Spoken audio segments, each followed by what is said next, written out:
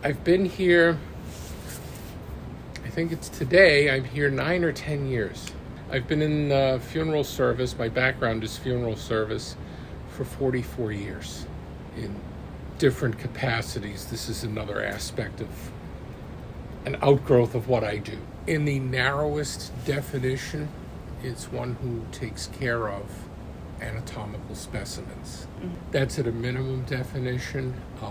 What I do is far broader than that because I'm handling, there are basically 3 areas to this program. You know, if I was preparing the client remains and setting them up in the lab, that's the base job of an anatomical curator.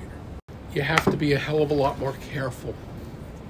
There was no vaccine, so you had to be exceptionally careful and on high alert.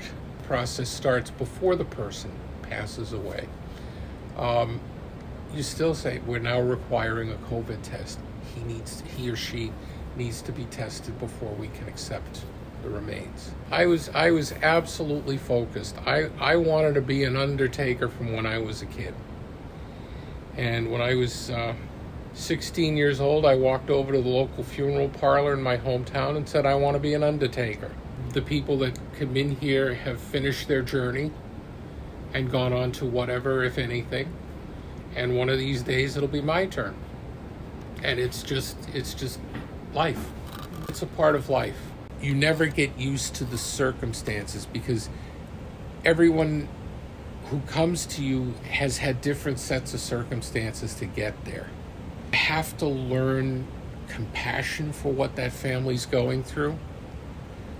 You have to know what that family's going through. Some families can be incredibly, incredibly angry, you know, depending on the circumstances. Other families are having a ball for themselves as they couldn't wait to get rid of them, the individual, if you will.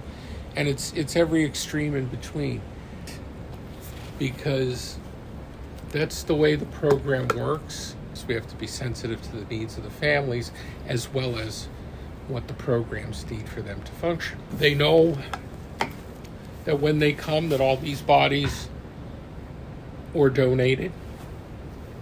They are gifts to them from either the individual or their family.